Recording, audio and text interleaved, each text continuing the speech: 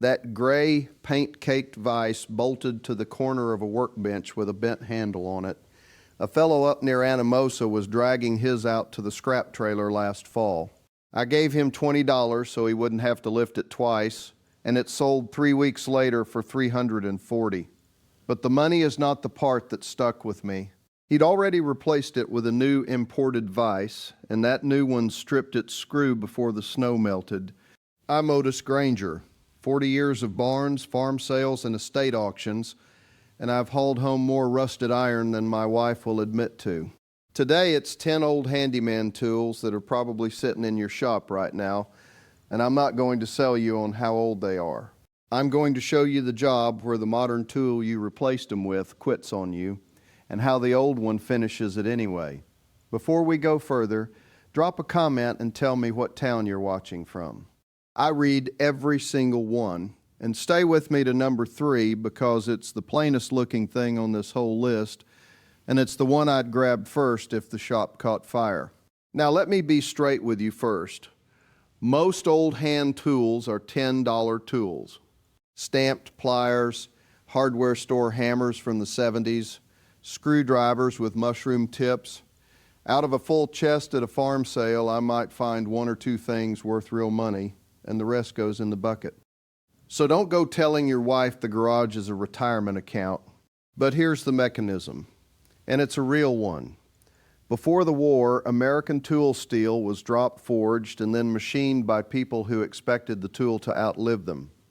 A chisel was hardened to hold an edge, not to survive a shipping container, and every one of these tools is what I'd call independent. No battery to go flat, no cord to reach, no cartridge blade to reorder, no calibration to drift, no charger buried in a drawer. You sharpen it and it's new again, forever. Coming in at number 10, the Yankee spiral ratchet screwdriver. Stanley and North Brothers made them, and people priced them at $1 because next to a cordless driver they look like a toy. Your cordless has a clutch that either strips a soft brass screw or won't seat it, and the battery goes flat right when you need it. I hung a storm door on my own back porch this past January, 12 degrees out, and my driver died on the second hinge with the charger inside on the kitchen counter. I pulled the Yankee out of the truck box, pushed down, and drove the rest of those screws in about 4 minutes with a bare hand. Cleaned up, they bring $30 to $80, and the long, full spiral models go higher at tool shows. Number 9 is the cast iron pipe wrench, the pre-1970s rigid kind. Your aluminum wrench feels like an upgrade because it's light. Light means it springs. My neighbor Dale had a corroded galvanized elbow under a farmhouse crawl space outside Chillicothe that had been sweating in that wall for 30-odd years, and his aluminum wrench flexed open and rounded the flats right off it. I went to the truck for the old cast iron one, set the jaw so the teeth bit, and it broke loose on the second pull. The old cast body doesn't spring, the hook jaw sits square, and the teeth were machined to bite and hold instead of skate. Working plumbers hunt these, and depending on size, they run $30 to $90, with the big 36-inch models above that. If one's rusting in the corner of your shop, wipe it down and leave it right where it is. Number 8, the eggbeater hand drill. Miller's Falls and Stanley. Folks buy them for $5 to hang on a wall. Push a high-torque cordless into 100-year-old fur and you split the grain before you know you're in trouble. I rehung a screen door on my own porch last spring, and every pilot hole went into brittle, old-growth wood. The eggbeater tells you what's happening through the crank. You feel the resistance change and you stop. That open gear wheel and brass chuck will put a cleaner pilot hole in old hardwood than a cordless drill at any price, and it will never once surprise you with torque you didn't ask for. Clean working examples bring $30 to $60, and they've been climbing as more woodworkers catch on. Number 7 is the Disston crosscut handsaw. Forget dating it for a minute and think about the job. A circular saw needs an outlet, an extension cord, clearance to spin, and a guard that isn't gummed shut. I was closing in a porch on a river cabin near Nauvoo where the only power was 150 feet away in a pump house. I cut every shelf and every jam piece with a skew-back Disston, 8 points to the inch. That plate is taper ground, thinner at the back than the tooth line, so it doesn't bind in a deep cut, and the apple tote sits in your hand at the right angle to push straight. Quiet, no kickback, fits where a circular saw can't. Clean ones bring $40 to $120. Number 6, forged wood chisels, Buck Brothers, Stanley, Witherby. The import set with plastic handles rolls its edge over on hardwood in one afternoon, and you already own that set. I cut 6-hinge mortises and seasoned white oak for the people door on my own barn, and the store-bought chisel folded on the first one. My grandfather's Witherby went through all 6 and still shaved a thumbnail after. Boxwood and beech handles take a mallet without splitting, and when the edge goes, you sharpen it and it's back. A full Buck Brothers set in the original leather roll runs $50 to $200. Number 5 is the brace and bit set, and I mean a real, one with Russell Jennings augers in the wooden box. Spade bits tear the grain, and a cordless drill burns a whole battery on serious boring. I ran a new water line into my shop last year and had to get through a solid oak sill plate, better than 10 inches of it.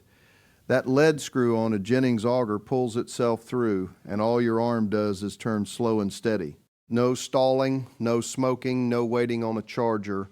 Complete Jennings sets in the box are getting scarce and bring $60 to $200, more if every bit is there.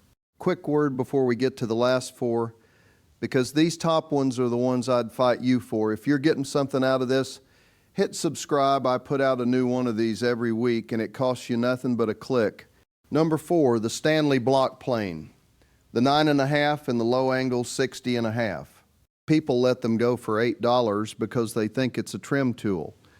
We had a wet June and my kitchen door swelled up so tight I had to shoulder it. A belt sander would have dug a hollow in that style, and I'd have been shimming the strike plate all summer. 4 passes with the 9.5 took a shaving off the edge you could read a newspaper through, and the door swings clean.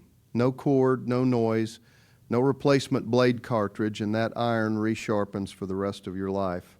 $30 to $80 cleaned up. Number 3, the combination square, and this is the one I promised you. Starrette, brown, and sharp. A plastic square bows the second you lean on it. A digital one drifts off calibration, and a laser eats batteries and still can't scribe a physical line on a board. That one tool measures, scribes, checks 90 and 45, and works as a depth gauge. I bought a Machinist chest at auction over in Red Wing for $10 because it looked like scrap steel inside.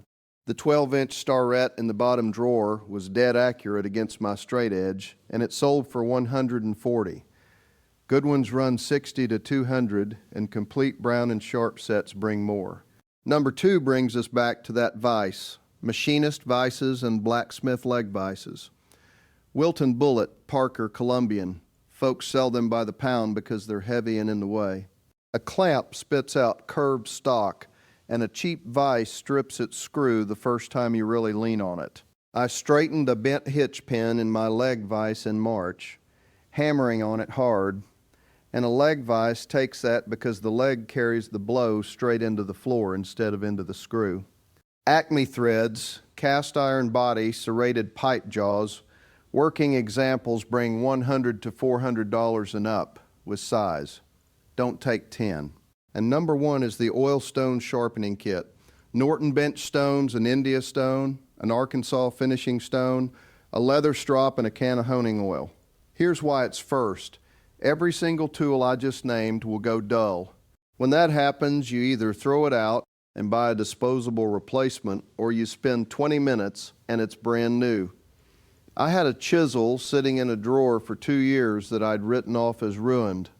Coarse India, then the Arkansas, then the strop, and it was slicing end grain again. A powered grinder would have burned the temper blue and killed it. That's the whole thing.